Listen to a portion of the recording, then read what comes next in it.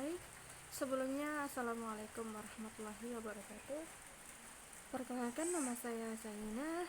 Saya dari program studi Pendidikan Bahasa dan Sastra Indonesia.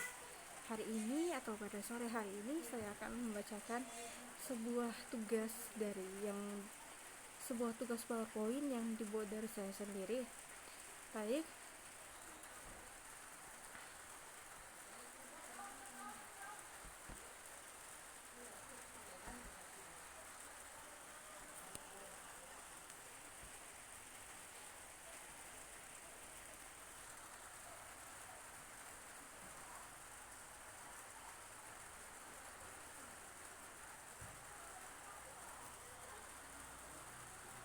materi yang pertama yaitu tentang definisi, hakikat, dan kebutuhan peserta didik. Definisi, hakikat, dan kebutuhan peserta didik. Peserta didik adalah manusia yang memiliki kebutuhan yang menyangkut dengan kebutuhan jasmani maupun rohani yang harus dipenuhi. Di antara kebutuhan tersebut adalah kebutuhan biologis, kasih sayang, rasa aman, harga diri, realisasi diri, dan lain sebagainya. Yang kedua, secara etimologi, peserta didik dalam bahasa Arab disebut dengan tempat dengan tilmad, jamaknya adalah talamid, yang artinya adalah murid. Maksudnya adalah orang-orang yang menginginkan pendidikan. Dalam bahasa yang dikenal juga dengan istilah talib, jamaknya adalah tulab, yang artinya adalah maksudnya adalah orang-orang yang ingin mencari ilmu. Yang ketiga, menurut pasal 1 ayat 4 Undang-Undang Dasar Republik Indonesia nomor 20 tahun 2003 tentang Sistem Pendidikan Nasional, peserta didik adalah anggota masyarakat yang berusaha mengembangkan dirinya melalui proses pendidikan pada jalur jenjang dan jenis pendidikan tersebut. Yang keempat, Abu Ahmad juga menuliskan tentang pengertian peserta didik. Peserta didik adalah anak yang belum dewasa yang memerlukan usaha bantuan bimbingan orang lain untuk menjadi dewasa, guna dapat melaksanakan tugasnya sebagai makhluk Allah dengan umat manusia, sebagai warga negara, sebagai anggota masyarakat, dan sebagai suatu pribadi atau individu.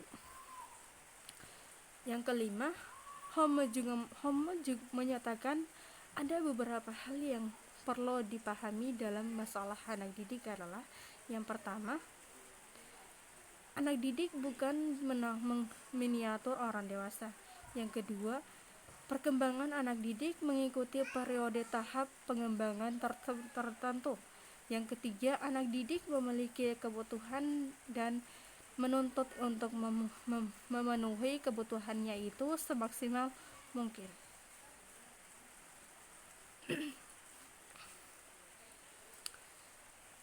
Baik, yang definisinya, setiap peserta didik yang berusaha mengembangkan potensi pada jalur pendidikan formal dan informal menurut jenjang dan jenisnya. Terdapat banyak sebutan yang terkait dengan peserta didik seusai dengan konteksnya. Konteks misalnya, sebutan siswa, pelajar, atau murid populer untuk mereka yang belajar di sekolah menengah ke bawah. Sebutan warga belajar untuk mereka yang belajar pada lembaga PNF. Santri adalah istilah bagi siswa pada jalur pendidikan pesantren. Sebutan mahasiswa untuk mereka yang belajar di perguruan tinggi. Adapun sebutannya, ada hal-hal yang esensial mengenai hakikat peserta didik, yaitu yang pertama, peserta didik memiliki daya adaptabilitas dalam kelompok sekaligus mengembangkan dimensi individualitasnya sebagai insan yang unik. Yang kedua, Peserta didik memerlukan pembinaan dan pengembangan serta secara individual dan kelompok, serta mengharapkan perlakuan yang manusiawi dari orang dewasa termasuk gurunya. Yang ketiga, peserta didik merupakan insan yang visioner dan proaktif dalam menghadapi lingkungannya. Yang terakhir, peserta didik sejatinya berperilaku baik dan dari lingkungan yang paling dominan untuk membuatnya lebih baik lagi atau menjadi lebih baik. Yang materi yang kedua, multidimensi perkembangan peserta didik. Ada 5 dimensi perkembangan peserta didik. Yang pertama, perkembangan fisik, di mana lainnya relatif sesuai dengan faktor genetis, menu makanan, pelatihan yang diperoleh, kebiasaan hidup, dan kondisi lingkungan. Yang kedua, perkembangan sosial, di mana anak dapat berkembang sesuai dengan bentukan masyarakat. Misalnya, anak atau peserta didik akan menjadi lebih politis, berorientasi ekonomis, dinamis, memiliki disiplin dan bertakwa, memiliki daya suai, dan sebagainya. Yang ketiga, perkembangan mental, di mana peserta didik tumbuh makin bermental, stabil, dewasa, dan bijaksana. Dan yang keempat, perkembangan budaya atau spiritual, di mana peserta didik harus menumbuhkan toleransi terhadap orang-orang dengan keyakinan yang berbeda, pengakuan HAM dan nilai-nilai umum. Dan yang kelima atau yang terakhir, perkembangan intelektual, khususnya pergeseran dari kemampuan penilaian konkret.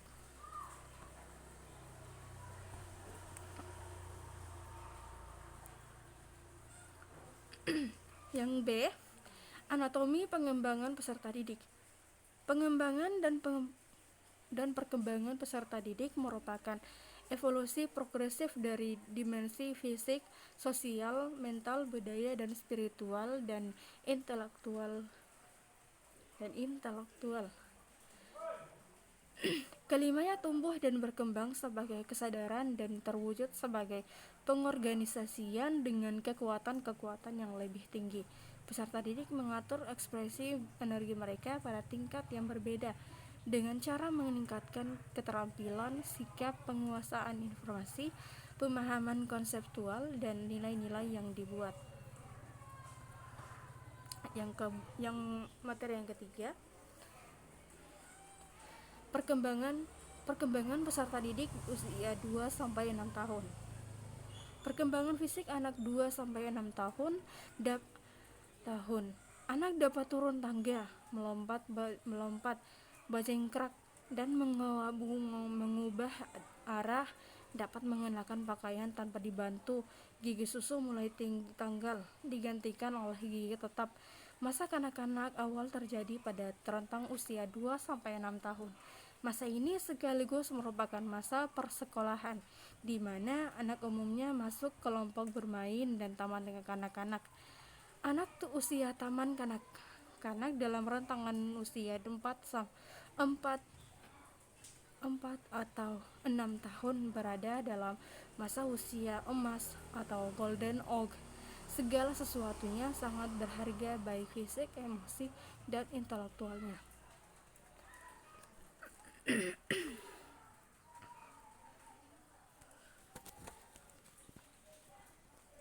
Lanjutannya, perkembangan kognitif meliputi perkembangan motorik, perkembangan bahasa, perkembangan ingatan, perkembangan permainan, dan perkembangan kognitif dikembangkan oleh Jean Piaget, seorang psikolog Swiss yang hidup tahun 1896 dan sampai 1880. Materi yang berikutnya, perkembangan peserta didik usia sekolah dasar. Perkembangan yaitu yang A, perkembangan fisik. Perkembangan fisik di masa kanak-kanak dicirikan oleh variasi yang cukup besar. Variasi ini mungkin karena jenis kelamin, etnis, genetika, hormon, gizi, lingkungan atau penyakit yang berbeda dan diderita. Yang kedua, kebanyakan gadis mengalami percetaan pertumbuhan sekitar usia 9 atau 10 tahun, sedangkan anak laki-laki mengalami percepatan pertumbuhan yang sama di sekitar usia 11 sampai 11 atau 12 tahun. Perkembangan fisik. Perkembangan fisik dibagi menjadi 4, yaitu yang pertama, perubahan fisik, perkembangan otak dan sistem saraf, keterampilan motorik, kesehatan, dan yang terakhir kesehatan. Perubahan fisik. Setelah pubertas, karakteristik seksual sekunder mulai tampak, terutama bentuk kurva payudara pada wanita, serta suara yang lebih dalam dan bahu yang lebar pada laki-laki. Perkembangan yang berikutnya, perkembangan otak dan sistem saraf. Perkembangan otak selama kanak-kanak ditandai oleh pertumbuhan struktur yang spesifik, khususnya lobus frontal, atau bertanggung jawab untuk perencanaan, penilaian sosial, etika, dan pengambilan keputusan. Kerusakan pada bagian otak lobus frontal dapat menyebabkan luapan emosi yang tidak menentu, ketidakmampuan merencanakan dan menilai mana yang baik atau buruk. Yang ketiga, keterampilan motorik. Keterampilan motorik adalah kemampuan berperilaku atau kemampuan melakukan gerak motorik. Kesehatan. Pada usia dini biasanya muncul penyakit khas bagi anak-anak seperti pilek, batuk, dan sakit perut. Penyakit utama bagi anak-anak usia sekolah adalah sama seperti penyakit utama bagi anak-anak muda, yaitu influenza, radang paru-paru, kanker, HIV, AIDS, obesitas. Sebagian besar anak menjadi cacat dan meninggal pada anak usia tengah adalah akibat dari cedera kecelakaan.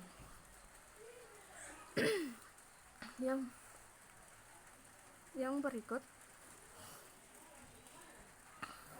materi yang berikutnya, peserta didik usia sekolah menengah. Peserta didik di sekolah menengah pertama atau SMP pada umumnya berada pada rentang usia 12 sampai 14 tahun.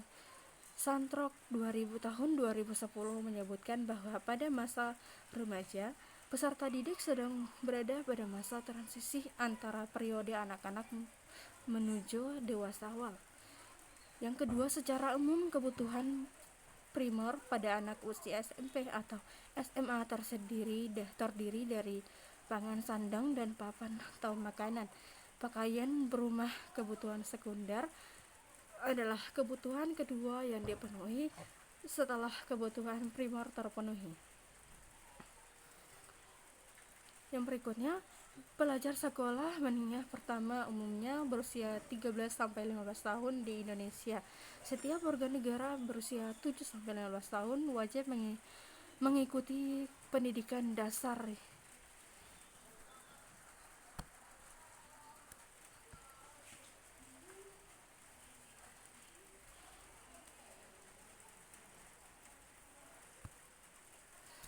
Yang berikutnya, materi yang berikut, perkembangan kepribadian peserta didik dengan kecerdasan ganda. Ada faktor yang mempengaruhi kecerdasan yaitu yang pertama, faktor bawaan atau biologis. Faktor ini ditentukan oleh sifat yang dibawa sejak lahir. Yang kedua, faktor minat dan pembawaan yang khas, di mana minat mengarahkan perbuatan kepada suatu tujuan dan merupakan dorongan bagi perbuatan itu. Yang ketiga, faktor pembentukan atau lingkungan. Pembentukan adalah segala keadaan di luar dari seorang yang memengaruhi.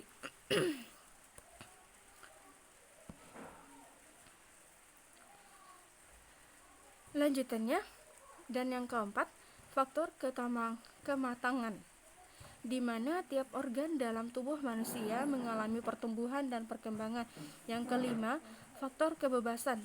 Hal ini berarti manusia dapat memiliki metode tertentu dalam memecahkan masalah yang dihadapi. Yang keenam, faktor pengalaman. Pengalaman merupakan ruang belajar yang dapat mendorong pertumbuhan. Masuk ke materi yang berikut. Perkembangan kreativitas peserta didik. Perkembangan kreativitas peserta didik sangat erat kaitannya dengan perkembangan kognitifnya. Kreativitas merupakan perwujudan dari pekerjaan otak usia dini.